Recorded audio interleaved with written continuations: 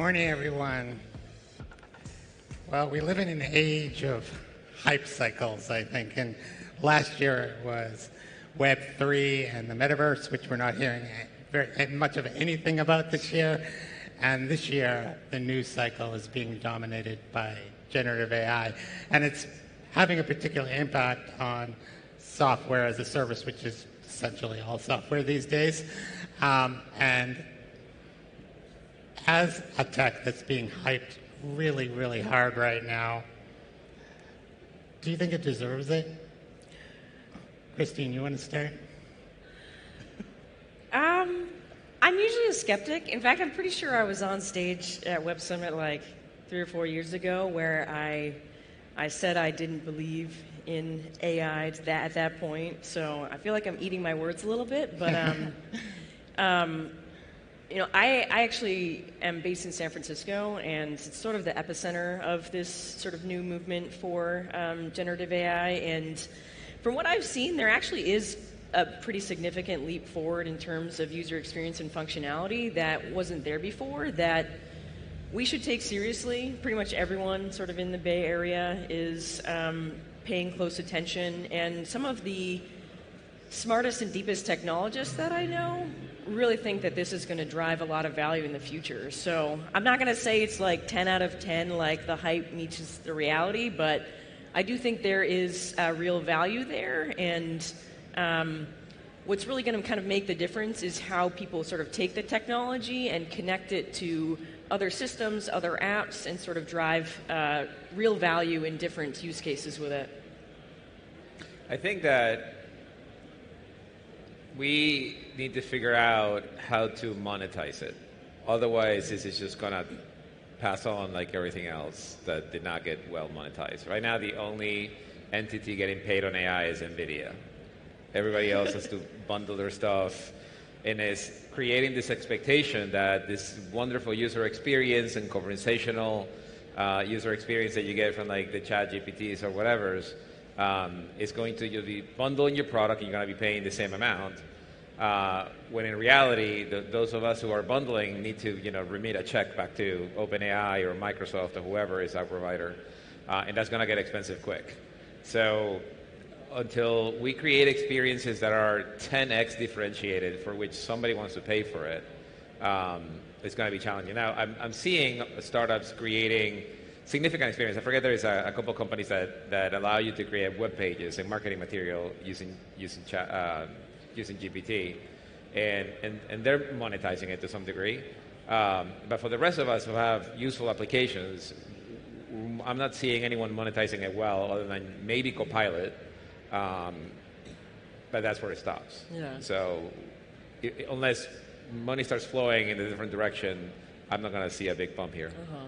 So what you're saying is that kind of the user expectation for sort of features has gone up, but they're not willing to pay more? That's exactly right. The user expectation has gone up, and their wallet hasn't opened up. So while we keep that distance, that difference hits your margins. So So there's basically 2 points that you guys are making there, and one is about the cost and one is about value, which is something that we discussed a little bit in our prep call. I want to talk about cost first, and then we can talk about whether it's worth it to the buyer. Yeah. So when you look at cost, as you said, there's a cost to the vendor if you're using the OpenAI API as an example, but whatever foundational model you're tying into, if you're going through their API, you're probably paying, every time somebody does an AI function in your product, right? And someone has to pay for that, and you guys are startups, you don't have oodles of money to absorb, so somebody has to pay for it. And I just want to give 2 examples of pricing that I've heard, and then I want you kind of to react to that. One is Microsoft Copilot, which I think you just mentioned, which I read in the Wall Street Journal last week was going to be $30 per user per month over and above, which I think is the app. I mean, it depends on who you are, but the cost is like $20 per month. So it's more than double to add Copilot. Right. So that's Microsoft passing on their costs to their customers. Box in September, which has a Copilot kind of feature to ask questions on top of the content and do some other things, they decided to like use a token system. Like you get 20 AI functions per month. So if you ask a question about the content or you do something else, it's a token, right? And and we use that up. There's a company token, and then if the company uses those up, then they start charging more, right? So there's a free layer, and then they start charging.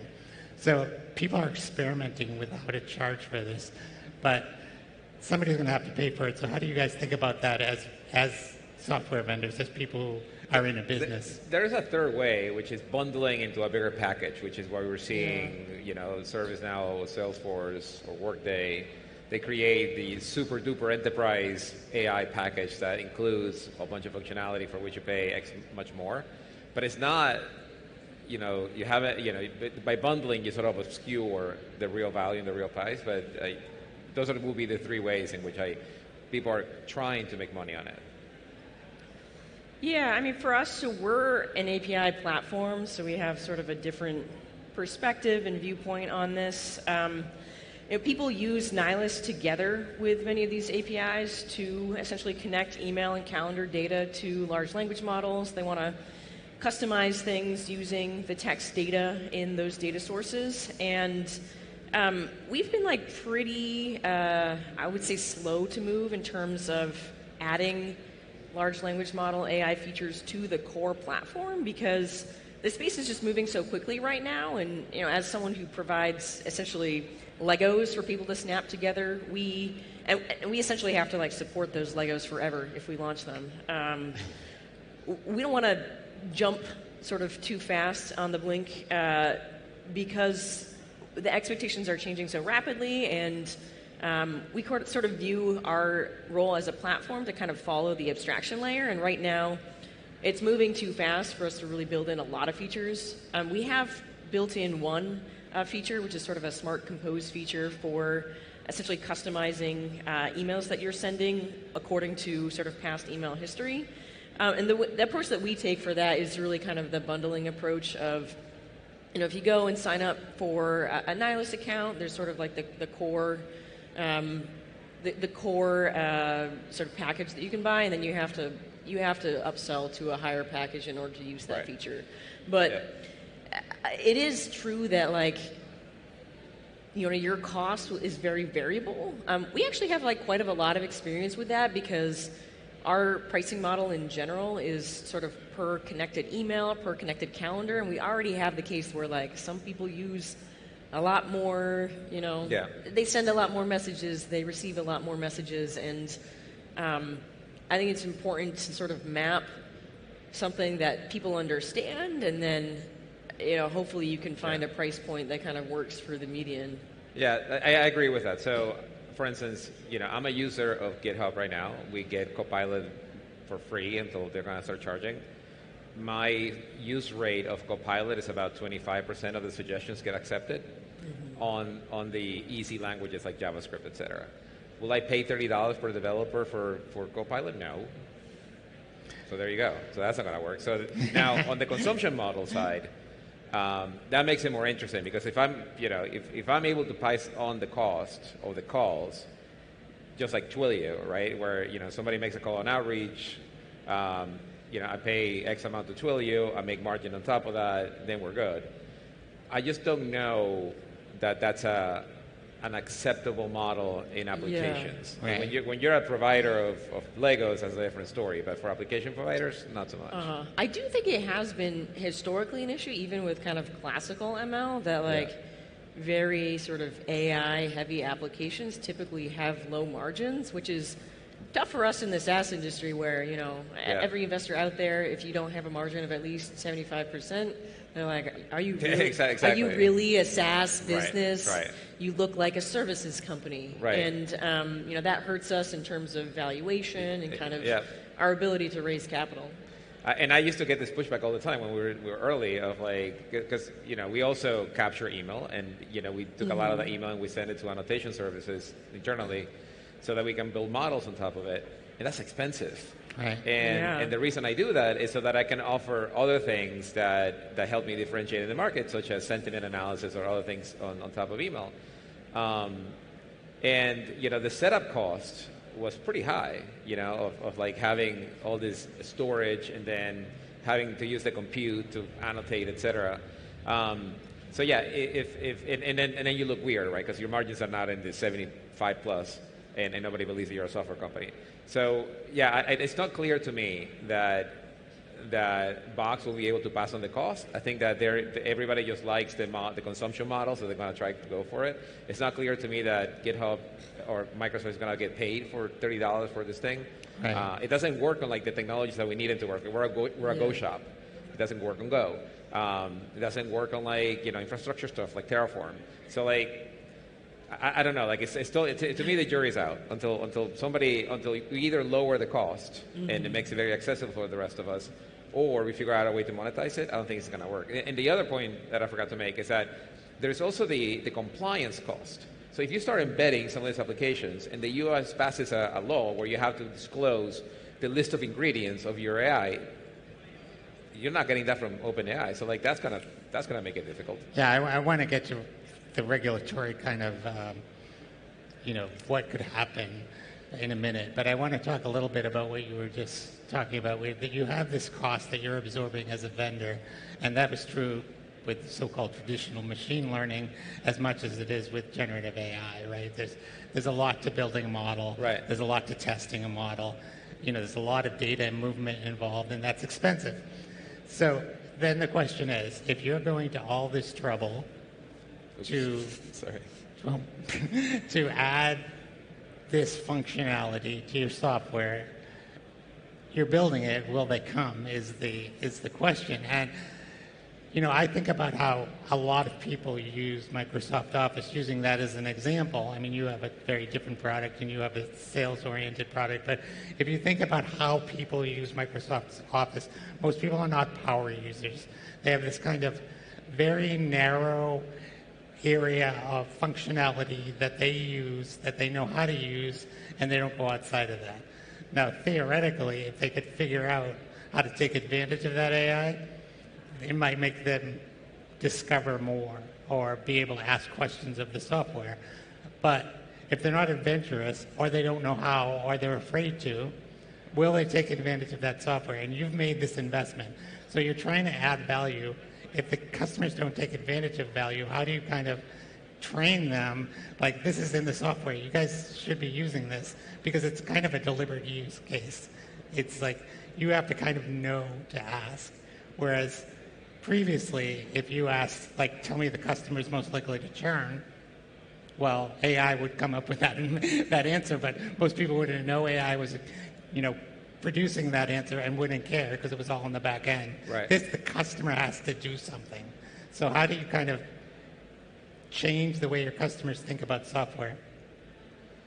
So let me take a crack at that. So before buying something, like for instance, let's say that there's two competing products, me and somebody else, and I make a claim that I have AI and the other product doesn't. Nothing stops the other product from saying I have it too, right? So pre-facto, to the eyes of the customers, they both look the same. Now, once you get into the experiences, if one have a GPT type of AI and the other one has an older generation type of AI, it's not obvious right away that one does and the other one doesn't, because they're both going to answer questions. One is going to answer it more wrong than the other. And then so at some point, the user of this product over time will stop using the AI because it's just wrong, whereas the user of this product will continue using the AI because it's right. They both got paid the same thing, because to the eyes of the customer, they both have AI, so they're willing to pay the same amount, except for this one uses a GPT bot that costs a lot more than this one that uses a non-GPT bot that costs a lot less. You see what I mean? So the equation still doesn't work. So unless there is a way for us to truly, like, when Intel and say Dell partner, Intel had that Intel Inside, program that you knew that you were getting an Intel kind of PC, and they run their own marketing campaigns to sort of say Intel is great.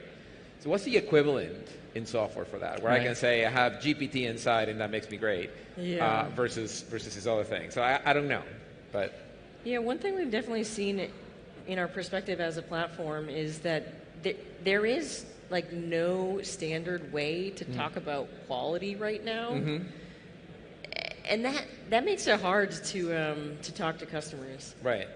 Because anyone, like, nothing Like, how stops do you anybody say else to make a claim. Right. my version is better than Right, you know, exactly. X? Everybody says AI, everybody can say anything you want. So it becomes this race to the bottom, right? And it's where, like, quite a complex topic because it's a probabilistic technology, and so it's like, well, 90% of the time you're going to get a good answer, something like that. Right. But it's hard to objectively measure. Right. So back to nobody's getting paid. Yeah. So I mean, that sort of brings up a couple of issues, and one of the things that I've been thinking about is that if a person who is not familiar with these kinds of technology uses this technology, you know, your average office worker, and gets burned by a bad answer, right? A hallucinated answer. Yeah. Are they ever going to trust this technology again, or will they go back and say, well, this was a one-off and I can continue to use it? I'm wondering, how, you know, you have a way, you talked about like asking questions of the data that's moving through your API. It could be tremendously powerful, but if a user got a wrong answer, like, you know, that kind of breaks trust with you as a company and with the user and just AI technology in general. Yeah. I mean, pretty much all features built using sort of the latest large language model technology, they still need to be human in the loop, because even like the best of these models out there, you know, hallucinates at a rate of 3%, which is actually kind of a lot. So I think the user interfaces are really important. So we have over 1,000 customers who have built various different apps, and pretty much all of them want to integrate some AI technology in some way or another, and we've been having a lot of conversations with them about what that looks like. And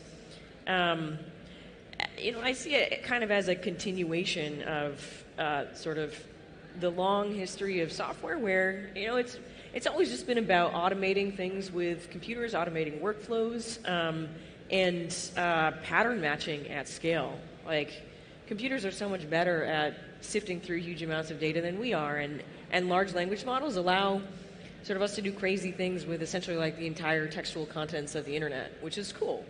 But it's not something that, you know, anybody should be building things where, you know, you just push a button and the computer is handling everything from end to end. We find that it's most helpful for people to sort of, you know, make a suggestion and have the person edit and send. You don't want to do something without sort of the consent, and also surfacing up actions and insights. That's the kind of thing where, like, I think if it is wrong, it's not catastrophic, and you should assume that in some cases it is going to be very, very wrong, and design the user interface to sort of handle that case. Yeah, just to follow up on that, the idea that it could be wrong, and then a person uses that wrong information, say, in a report. It's not catastrophic, but it could have a negative impact on the business.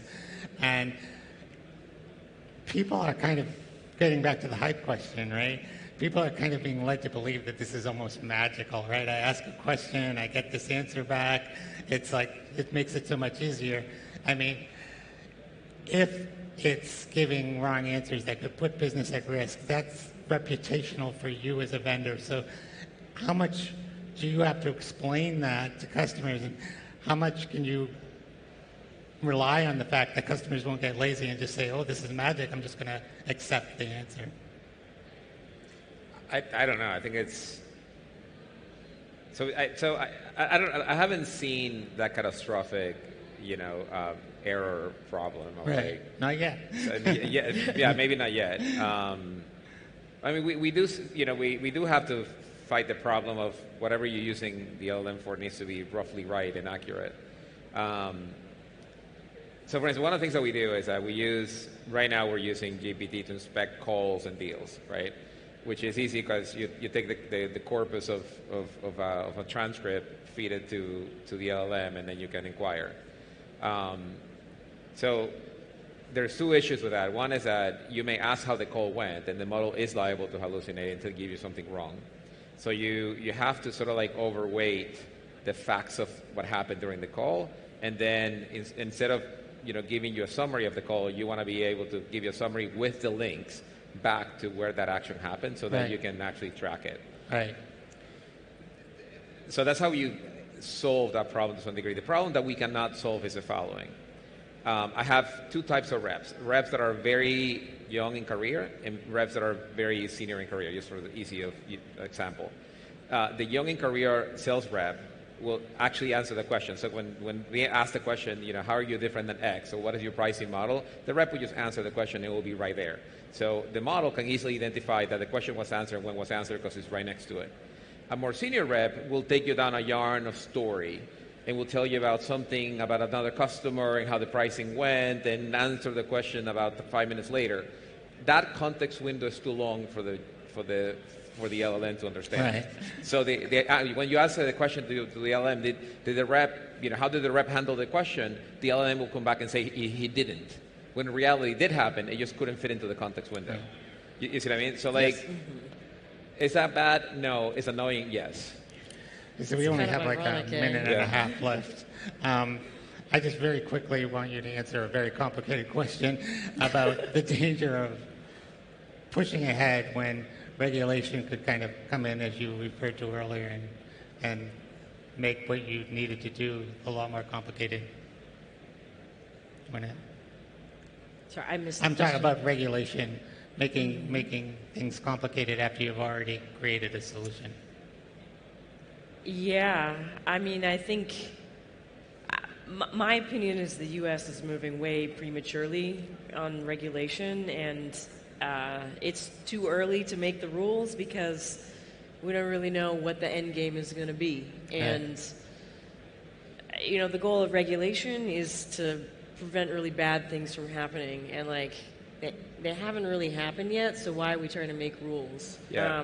So I suspect that I hope that there's going to be a good old sort of very intense debate around what sort of regulation is sort of necessary, and that I hope that in the U.S. we'll back off a bit because it's too early. So I got 2 points on that. So first of all, it's impacting business right now, because what is about to happen in Europe, the companies in the U.S. have to react almost before it happens. So I don't know if you read this, but Amazon canceled all their software providers if they had AI into their products. Right. And they demanded a review. So that's luckily we don't sell to Amazon, but if you do, that will be annoying. Yeah, go ahead. Sorry. All right, guys. This has been a super interesting discussion. I'm sure it's the very beginnings of what we're going to be discussing in the future, but at least it got us started on some of the big topics that companies like yours face when they're trying to implement this technology. So thanks, everybody. Thank you.